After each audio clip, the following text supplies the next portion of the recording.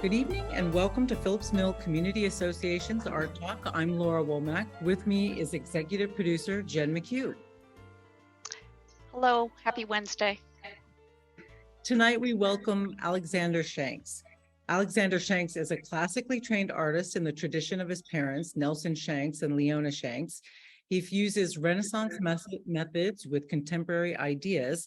We'll talk to him about what that means and how trends in technique affect what we see in his work. Alexander is just back from Italy, where he absorbed inspiration from the masters. We'll find out how he is applying this experience to his work in our modern context. Alexander Shanks began his artistic training at an early age through the traditional methods taught by his parents, Nelson and Leona Shanks. Growing up, he worked extensively in graphite and charcoal in his father's studio, while his father painted portrait commissions and other major paintings. Alexander studied at Studio Caminati in Caminati in Philadelphia, completing 4 years of training while simultaneously taking workshops with a variety of notable artists. And Studio in Caminati was started by Alexander's family. Welcome, Alexander Shanks. Thank you for having me. And welcome to our audience as well. We like to include your questions as much as possible. Please share them with us and make them easy to find by putting them in the Q&A, please. Okay, Alexander. So you grew up in an art household. So obviously, we've referenced that. Your mother is an artist, Leona Shanks. She's a painter and a sculptor. And your father, Nelson Shanks, was quite well known, did a number of impressive portraits, including Pope John Paul II, Pavarotti, Princess Di, Reagan, Clinton. What was it like to grow up in that environment?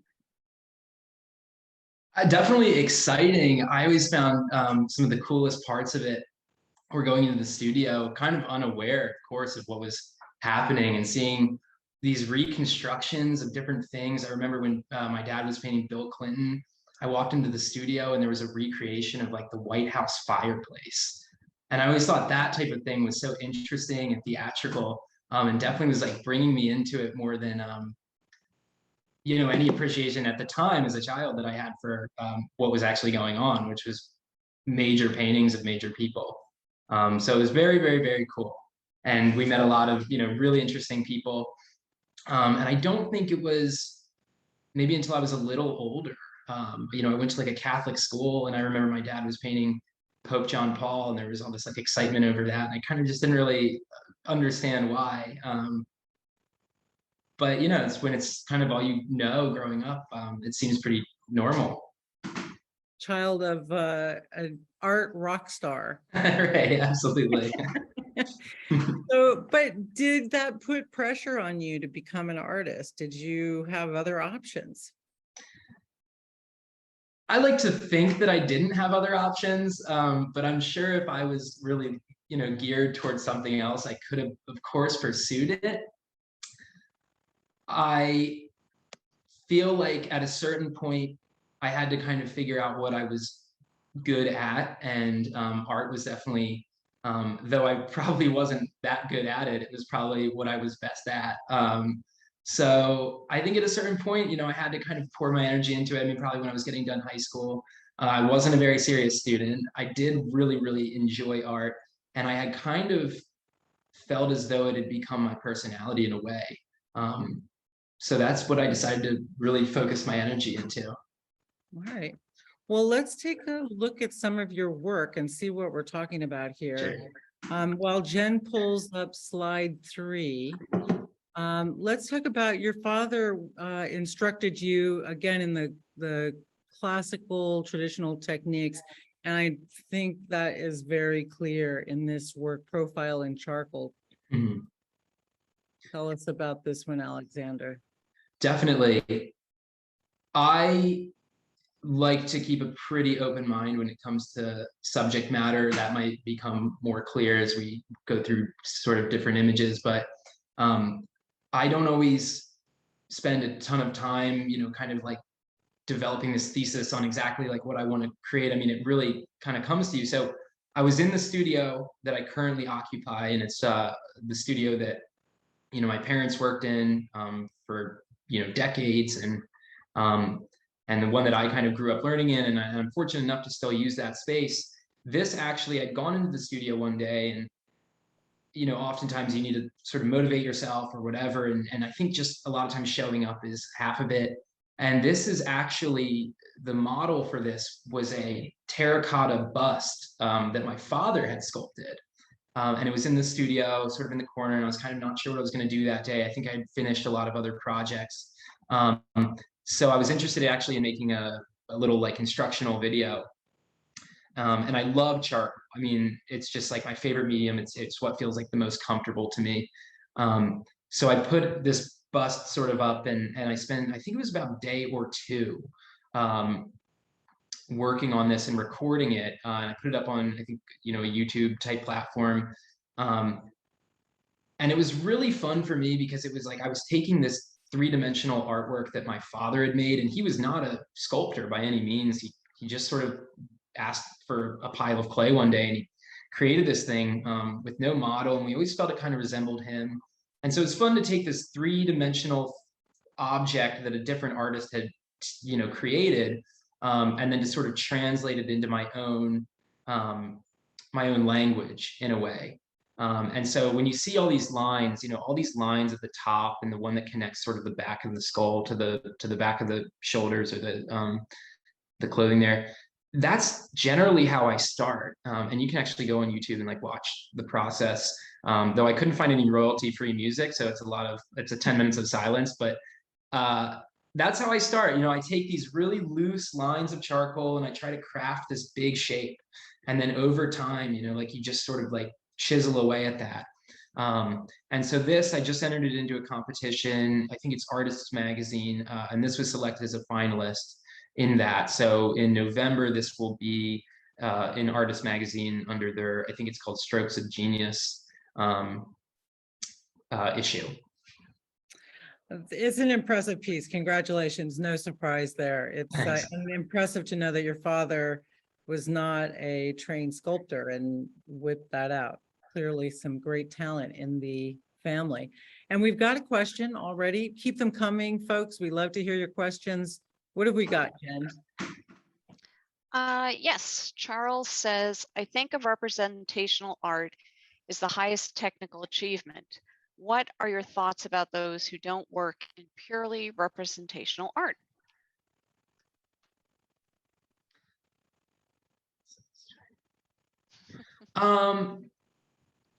I think that's an interesting question. I think that we can see different things as the highest form. I think that learning representational stuff is so important. We were talking a little bit earlier about blending Renaissance techniques with contemporary ideas. And something I was actually thinking about earlier today was the sort of fact that the Renaissance wasn't that long ago. And we think about it as the old masters. But really, it's a fairly recent thing. And so these are like innovations that, there wasn't a lot of time between. So I think that there is a lot of perception and taste that are really good qualities about non-representational people or painters or people. But being able to tie together abstract colors or whatever, I mean, that's a skill. Like that is a skill. And there are paintings in the representational world that are not great, and there's paintings in the non-representational world that aren't maybe phenomenal, but there are the best of both worlds in a way. So I try to come into it with an open mind.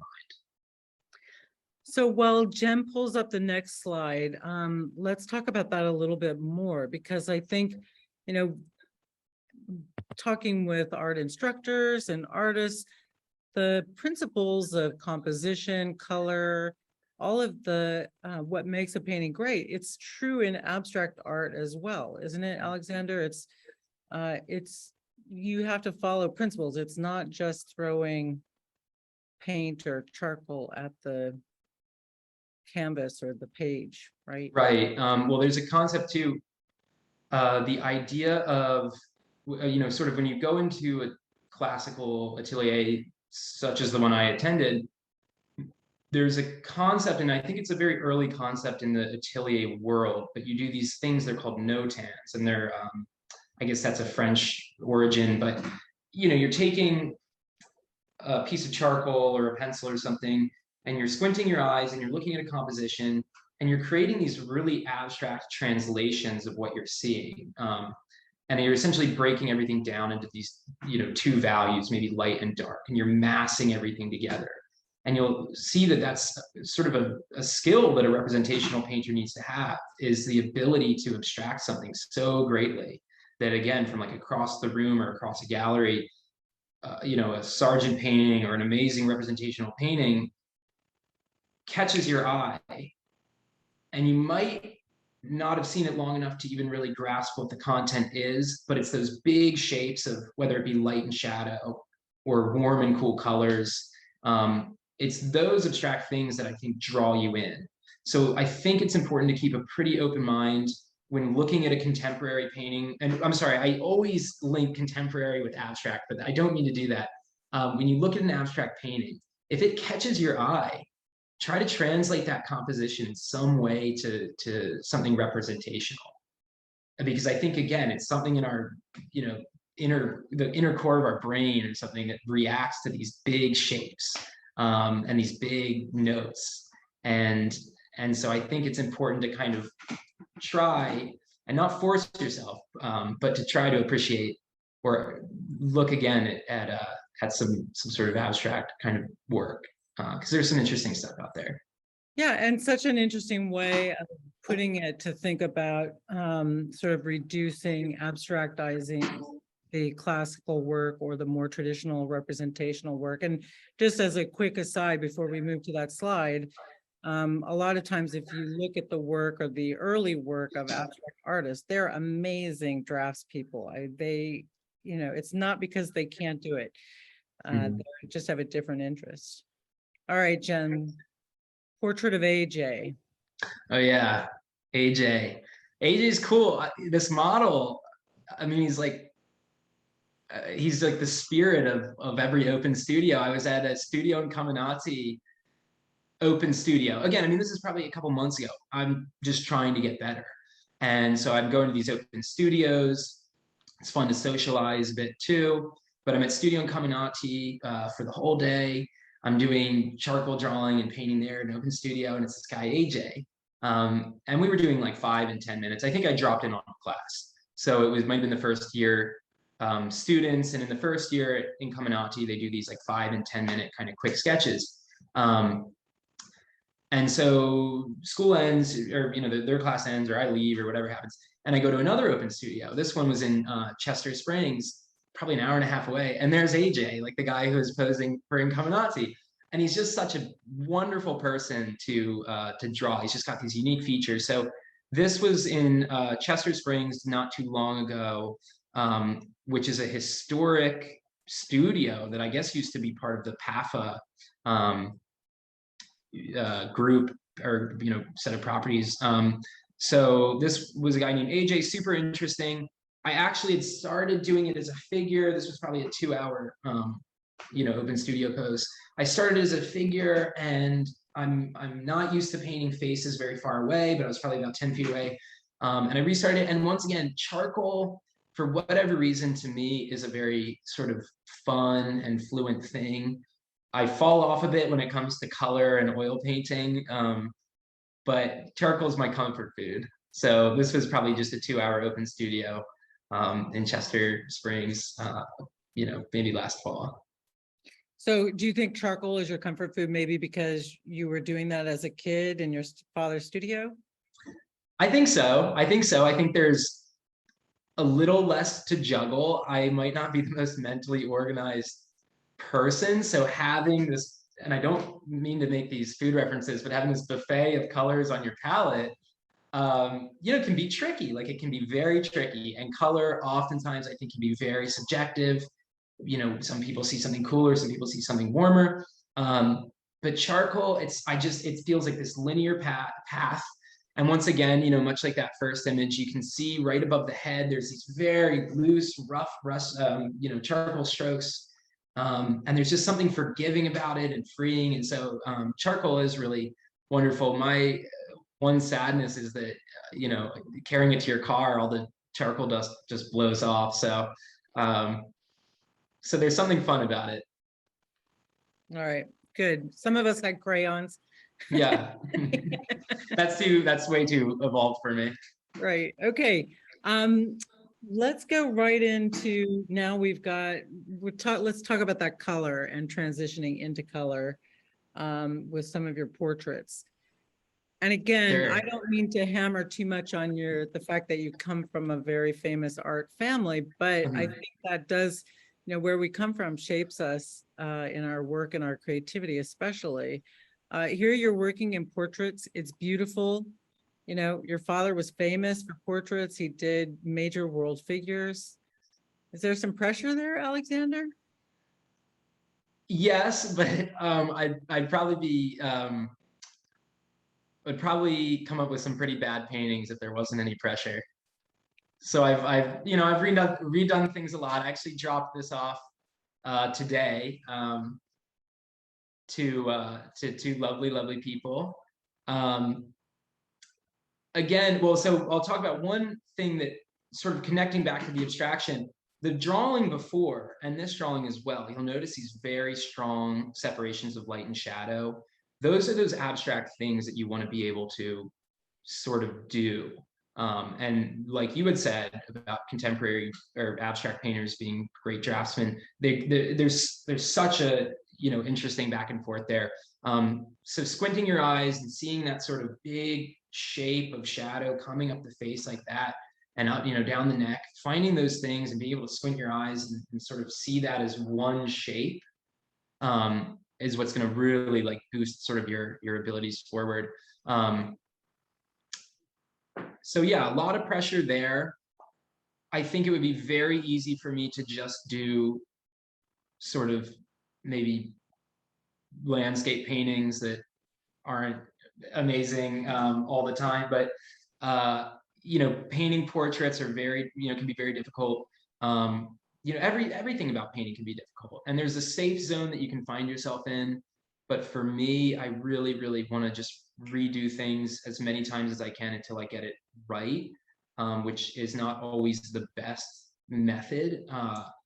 But this is a portrait that I really, I felt like I pushed myself on certain things, and I was really happy with it. Oh, so quickly, we've got questions building up for you. Just give us a quick idea of what was challenging, because it really looks very free and effortless. And I'm assuming that Ari is one of the lovely people you dropped it off to, because you captured such a pleasant expression on his face. What was challenging here, Alexander? I would say that the challenge was that I think, attempted it one or two other times.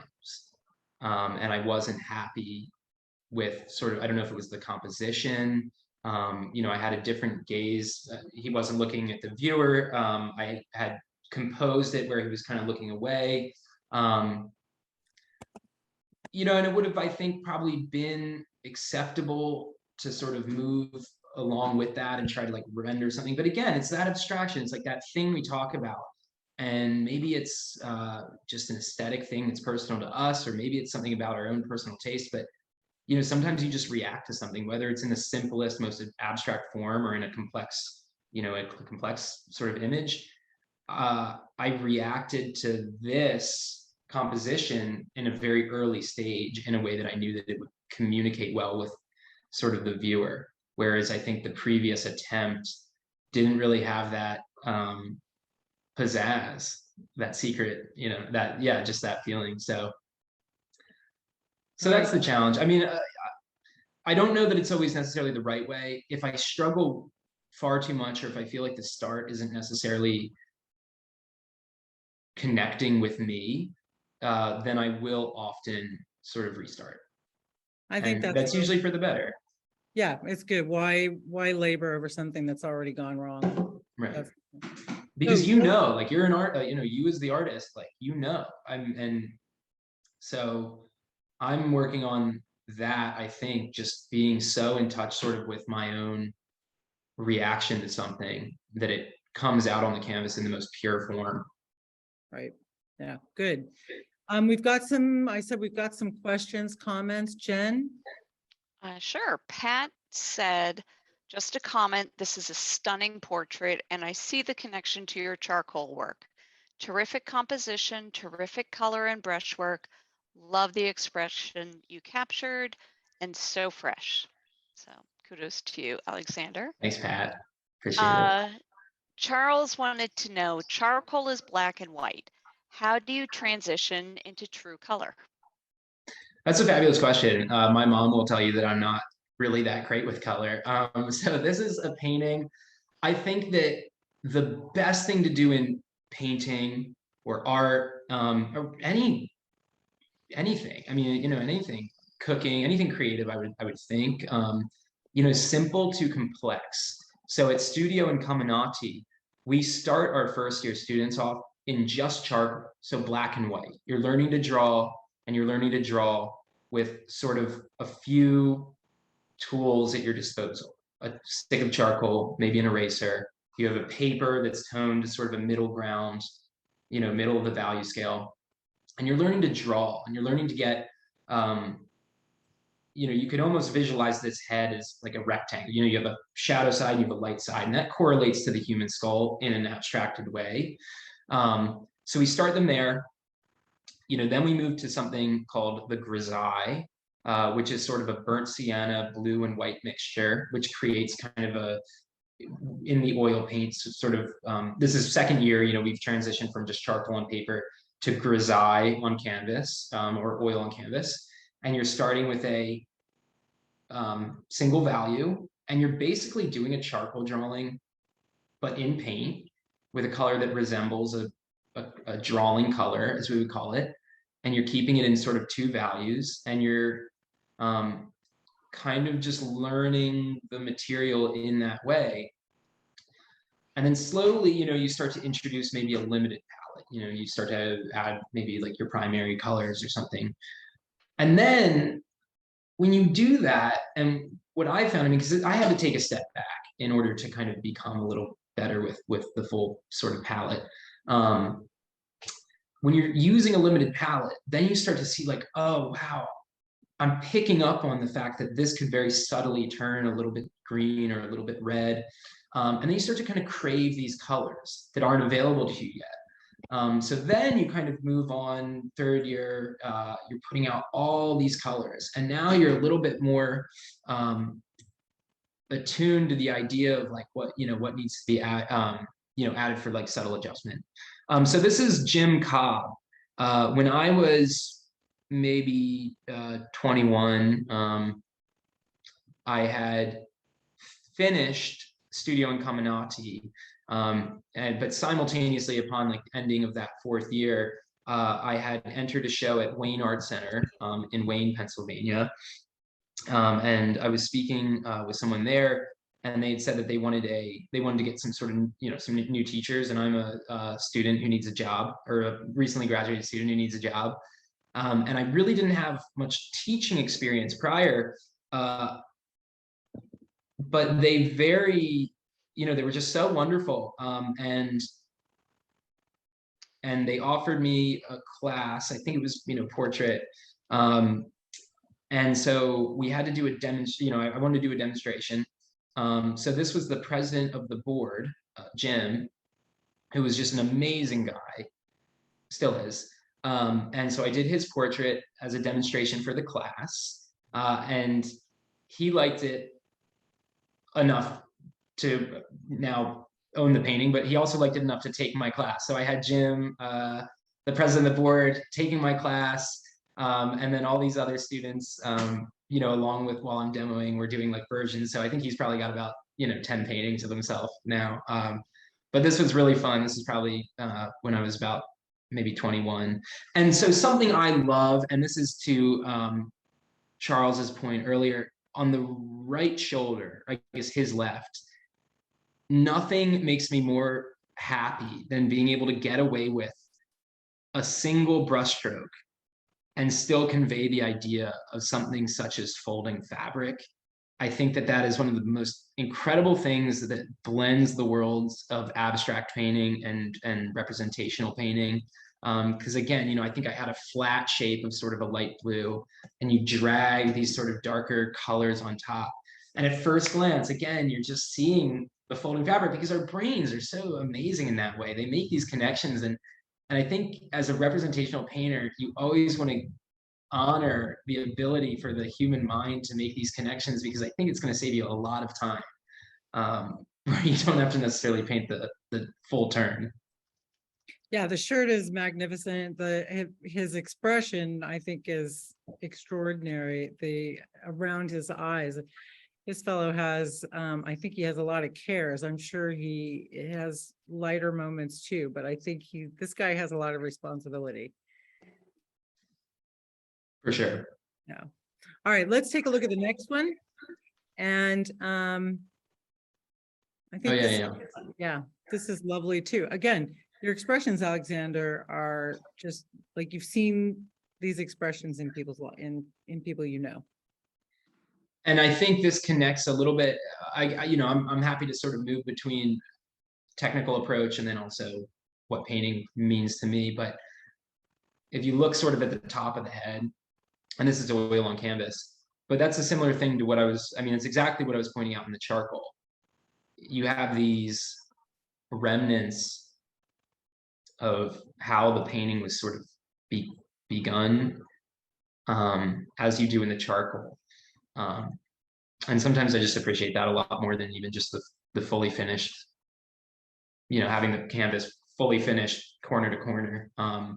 So I always love that kind of residual feeling. I think that's, again, such an abstract element of a painting. And that's where I think that now we have the ability in our modern landscape of art making, where you can have that. You can have those sort of like, you know, sort of worlds kind of bleed into each other. All right. Well, good. Before we go on to some landscapes, which I'm excited to look at as well, Jen, we've got some questions about the portraits. Sure. Both Frank and Jim asked separately if you use photographs as reference for your portraits, or if you actually do them in real time with real people. I would always prefer to do from life. That's not always the case. And I think that you try to break it up as much as you can. I'm really looking to get into doing more from life paintings. It's what I grew up with. It's what I'm most used to. I think that there should not be a taboo around the idea of creating paintings from photographs. I think in some worlds that, you know, is sort of looked down upon. I think that if you primarily paint for from life, or paint from life as much as you can, then you can sort of bring a liveliness to an image that's, you know, to a painting that's created from a photograph. So, you know, no, I don't paint exclusively from life or exclusively from photo. I think that if you paint a lot from life, it can be a good challenge almost to paint a photo, but paint it as if it's a landscape. If I paint a plein air painting from a photograph, you know, I try to approach it as if the sun's going to set in, you know, 2 hours.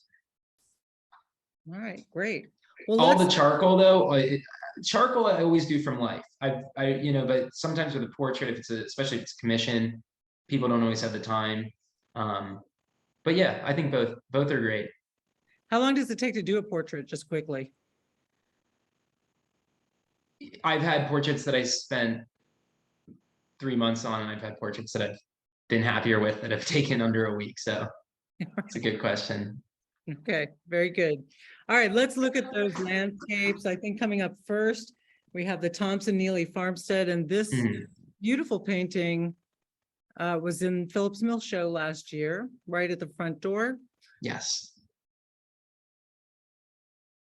Yeah, this was, again, I mean, I don't even, sometimes I forget that I'm even an artist, but this is the kind of painting that I can get so lost in while I'm creating it. And it's just so fun. And I look at so many other sort of painters. I love looking at, older artists, and like there's this guy Dennis Miller Bunker. He'd be around probably the late 19th, early 20th century. He's got these great, like, just atmospheric, deep kind of paintings, and you see these buildings in the distance, and you just have these incredibly simple marks that show, like, the light just hitting the top of like a church in the distance. And so this was just, again, just trying something different. I mean, I don't know what I was doing that year as far as subject matter, but I went to there was the Phillips Mill show, and I worked way better under pressure than without. So this was just, I wanted to bring something together. I mean, again, I think I had done something else and I wasn't happy with it, and that didn't get posted on Instagram, but this one I enjoyed. Again, same thing, those buildings, that little line, I mean, just nothing makes me happier. Like, you look at a Vermeer painting and it's the same thing.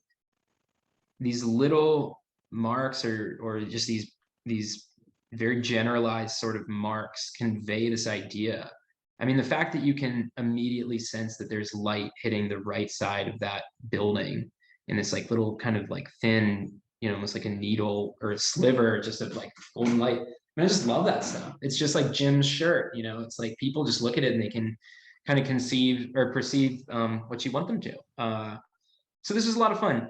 And then just playing with the idea of that big abstract dark shape of the building, and then that kind of pushing the light up, the atmospheric kind of green lights like back behind it. Just so fun. Like, I just love this kind of stuff. It's something I could just spend forever doing. And so Thompson Neely is just it's just a wonderful place. And these animals were gracious enough to pose for me for about 25 minutes. And they did a really good job. I think the light on them, I see what you're saying about the building, but the light and shadow on those sheep are that delights me. I think that's really special. And the grass is really nice too. Okay, Jim, what is the next one? This one is a color tour de force. Sure, yeah. I mean, it's funny. I mean, I'm not I lean so monochromatic, I would say, in portrait, and maybe well, primarily in portrait, but for whatever reason, landscape like really lets me kind of open up in that way, open up in a color sense. So Long Beach Island, this was a photo, I mean, from a photo, but I mean, it's the end of the jetty at Long Beach Island. You're looking like way down off into the, that's the lighthouse down there. And something I do like about this, I can go into my studio and the lights can be sort of low, or the sun can be kind of down, and it, you feel that like heat from like the center of that landscape. And of course, you just keep equipping yourself with different ideas the more you kind of take classes or observe or learn. But I mean, that wouldn't be anywhere near as strong feeling, if you didn't have all those cool colors surrounding it. I mean, it's really just this like surrounding of cool things, like cool colors and middle values and dark values that bring out that center thing. And you paint from a photo, but it's so interesting, how a different person could push different things. I mean, you can, just because you're painting from, I mean, you're never copying, even in life, you're never copying. I mean, like, you have to get the drawing right if you want likeness, if you want to perceive, represent sort of the right proportions. But you as an artist are just so free. I mean, even this, people might say that representational painting isn't a very free form of painting, but you can push colors in any way, you can push values in any way, and you can push compositional lines in any way. And I just think that's super cool. That's terrific. Jen, do we have time for Q&A, or should we go to the next painting? How are you doing? We still have a lot of paintings, but Phoebe has two different questions. One is more of a technical one. To avoid charcoal dust off, what kind of paper do you use? Toothed, rough? Yeah, I use a Canson Mi Tientes. I think it's called Moonstone. it's not super toothed because like, again, even in a canvas, like you want a tighter weave because like you just, I mean, the weave or the tooth is like very kind of, seen on the final product. But you could just do a fixative spray from like a distance and just give it a very light kind of go, and then try to get it under a plexiglass or in a what's it called, that drawer thing, or just try to get it, fixative, and then stick in the drawer. I don't do the fixative because sometimes it just compresses the value a little bit, but I mean that's just part of the. If I had the answers, I would have a lot more charcoal drawings without cat prints on them. So. All right. Phoebe's other question, she saw your dad show Nelson Shanks, A Brush with Reality at the Michener back in 2013. And she was trying to remember, there was a portrait of someone wearing a brown sports coat where such fine brushstroke detail was magnificent. And she was comparing that to your broad blue brushstroke in the Jim Cobb portrait. I guess if there was a comment or a oh man, you I don't had. know. My dad had this amazing way, like he never wanted to hear that his painting looked like a photo. And you would get that all the time, and obviously, he was aware that it was a compliment, but he never wanted to be like photorealistic. I'm in my 20s. I just, I ain't got, I'm not sure. Fair enough. It's just a different style. Fair enough. I'll probably slow down and paint, the weave of the coat at some point, but well, what's great about that your picture, Alexander, is that you have you have the fine detail, but as you go farther from the face where we really want that detail, you have that freedom. And I think it's a charming, interesting combination. And I think, we're in the landscape section, but we can talk about portraits a little bit too, some more. Humans are our brains are so geared to recognizing faces. I think it's a challenging medium as well, because, you've seen painting portraits that just kind of miss. So it's not just your family, it's that particular subject matter is really challenging to get right. Yeah. And I miss a lot. Like I definitely miss a lot. I probably miss more than I make it. So this is honestly probably one of the early, this is real early. I mean, it's probably I was probably I think this might have been, I was probably 21 or something. Because I think this was a party, and I think I was probably like 21 or something. But I just finished like art school. I was doing a lot of figure painting, a lot of still life, a lot of but not necessarily anything like personal. It's like I would set up something to practice, after school or for a personal work. But yeah, this is just a fun little like I mean, I look at this and I think about like all the, I scrutinize it differently, but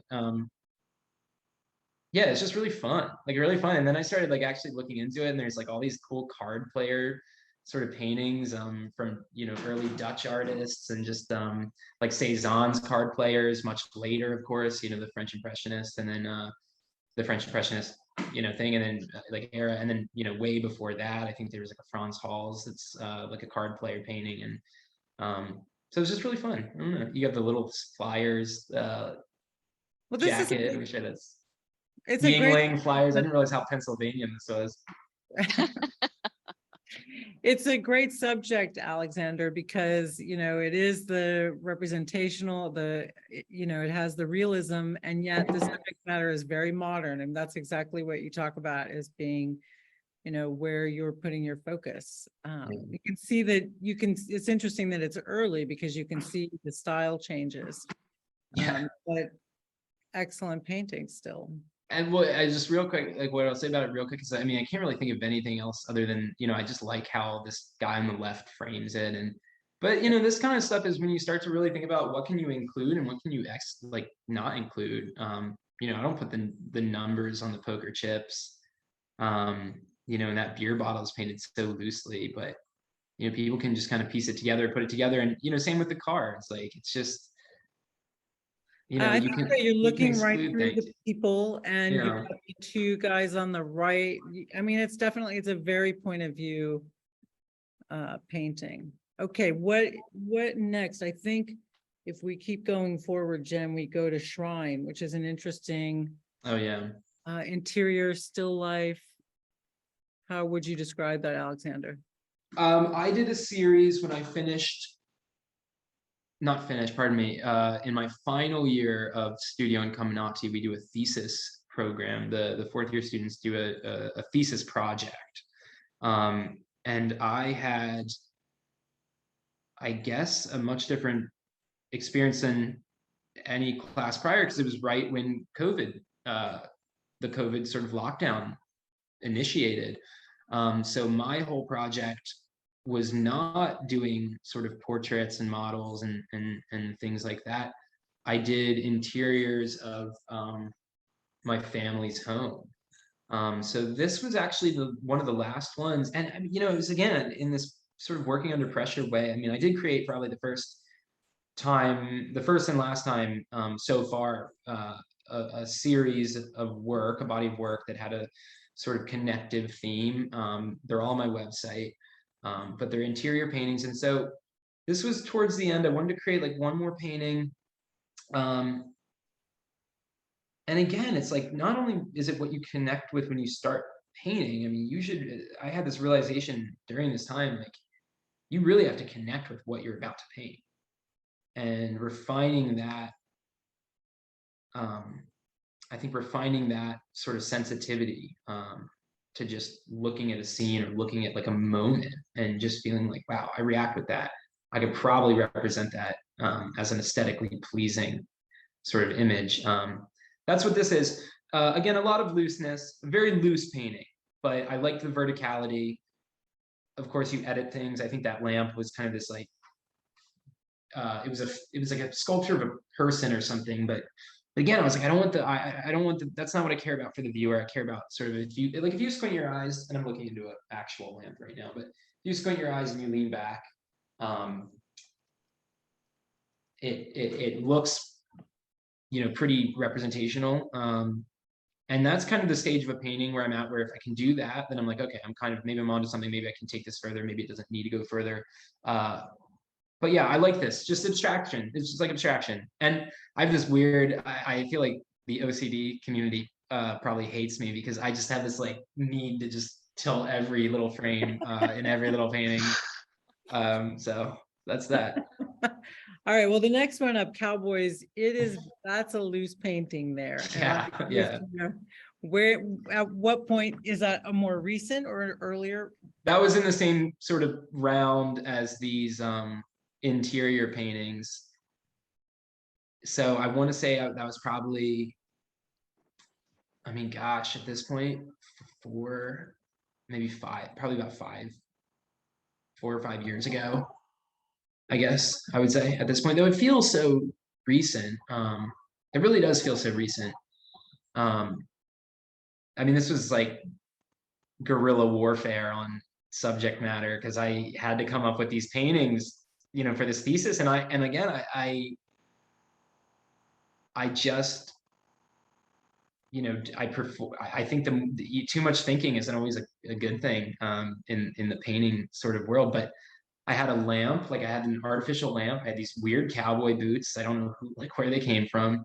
And again, I mean, I think I threw them on the floor, but there was something about this painting. I don't know what it is. I still have it. It's a little sketch, but I just really, there's a lot of my own paintings that I hate. I really like this one because I just feel like there's a kind of a eerie, the one boot kind of gradating like into the thing. And again, I think the pressure of needing to kind of make it and it seeming like there's this quickness.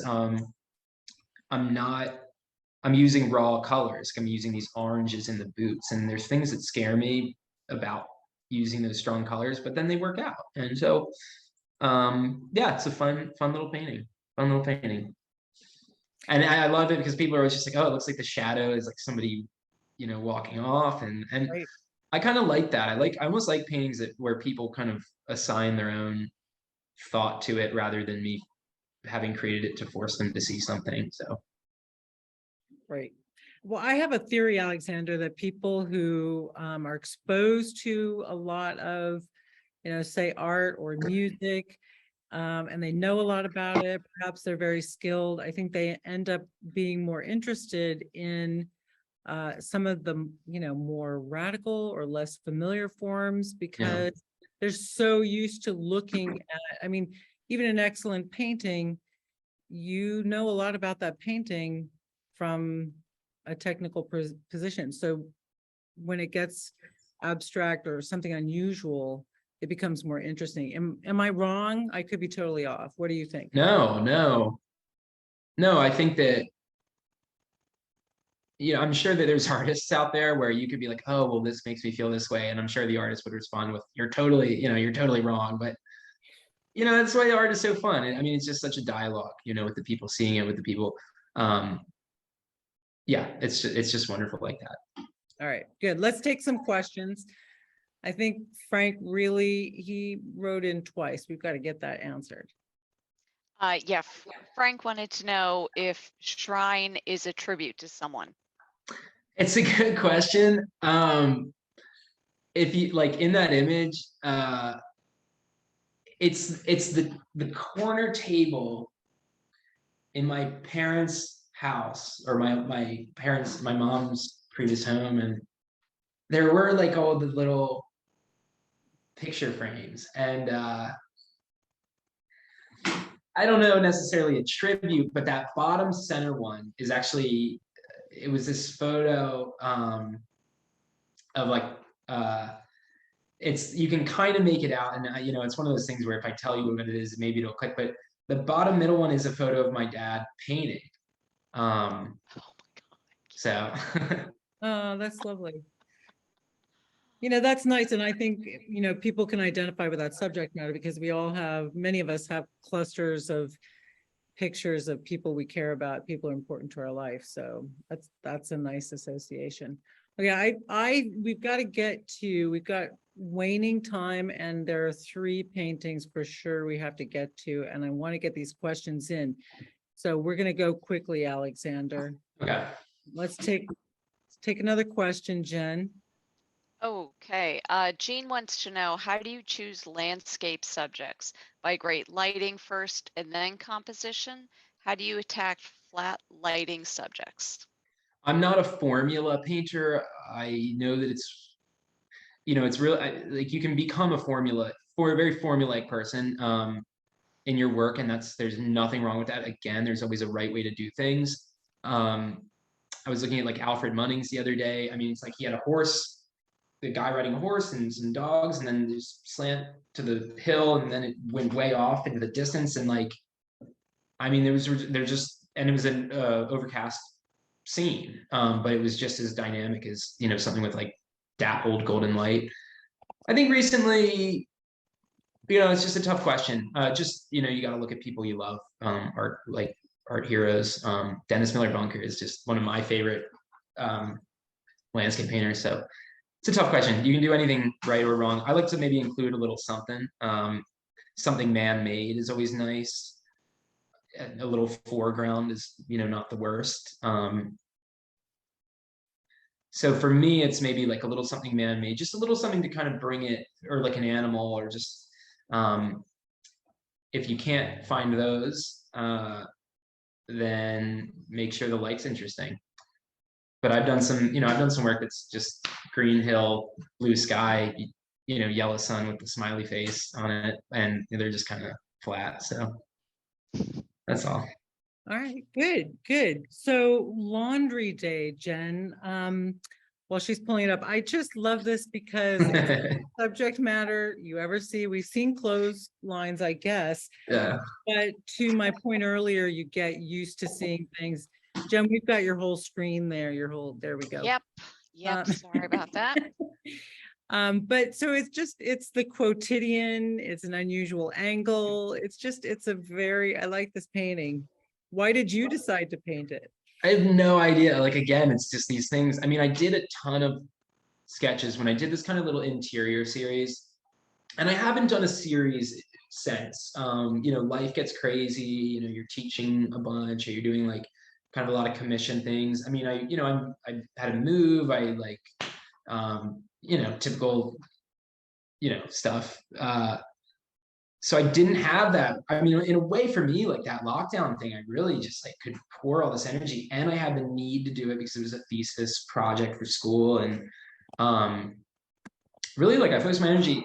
So there were a lot of different ones that I had done preliminary sketches of, and then done, and then paired them with like drawings and all these, and this was like, I was like, what do I do? What do I do? And, I was looking at like the sink, and then I just like turned my head, and I don't know.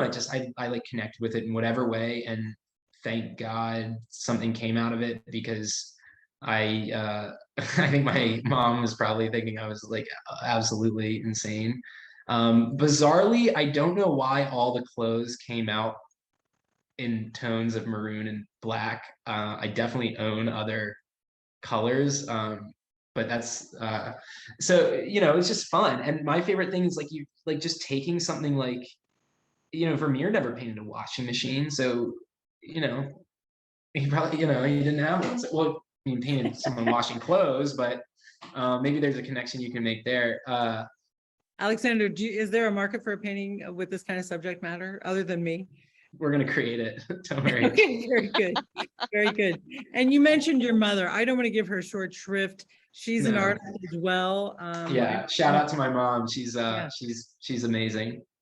And was she a big influence on you? Oh yeah, for sure. Well, she started the school with my dad. Yeah, I mean the school wouldn't exist without her. So All right, good. yeah. We're gonna add in as a request. There we go. Your self-portrait. Talk to us about your self-portrait at 23. Yeah, definitely. Have you done Just a lot of self-portraits? I haven't done another one since, and I need to. I really, really need to, though. For whatever reason, haven't aged too much, I guess. Yeah, not a ton to talk about. Again, very loose. This was probably painted in a more limited palette. And if you look at the skin tones, it's probably just a lot of like burnt sienna and white, so that was, again, comfort zone almost, just a limited palette. And then I just wanted to try out the double lighting. And it was just like, it was a lot of fun. And the hand, just playing with different things. I mean, I could say a lot of negative things about myself, but I will say that I experiment a lot with different things. So this was just an experiment, and I would say this is a good fusion of sort of like a tight drawing. If you see it in real life, like it's a little more sharp, I would say, in the drawing, but then the color application is loose, but still, I think, fits to the drawing in an interesting way. So. All right, and we definitely have to show the last slide, Jen. There we go. Yeah. Okay, Bad day, so Kermit. very expressive. Kermit, why are you painting Kermit Frog? That's a very good question. I think maybe in ways that parallel my inner self at the time. It's a very good question. I mean, I think I kind of finished up school. Again, you grow up in this world that just, you don't sort of understand anything outside your maybe bubble. But we all understand that, I think, with that idea of, the life's journey, and, you grow up sort of understanding the world that maybe your parents kind of present to you. And the one I understood was very classical, whether it be like the music or the, home or life or whatever. But yeah, I don't know. This is another thing where it's like the painting kind of owns you a little bit. I found this creepy Kermit the Frog doll in my attic, and I wasn't a Muppets, freak or anything, but I thought it was just so funny and cool. And I think I did like a 1-minute pen sketch, like in a notebook. I had him like laid across his couch. I did this like super quick, little sketch, and I painted it. And this is when I'm starting to finally also paint big. Like I'm actually, working like bigger, bigger, bigger. I can't paint small. Like I don't work well on smaller canvases. So I, do these big, I'm starting to do these big things, and I don't know how long it really took or anything. And you can't forget about Miss Piggy in the corner, but Oh yeah. I loved it, and people either hate it or love it. So Well, I love it. And I have to say, I mean, I can see the stitching on the seams that put them together. You yeah. can see the folds of the fabric. It's fabulous. I think well it allowed me also to develop those technical ideas and methods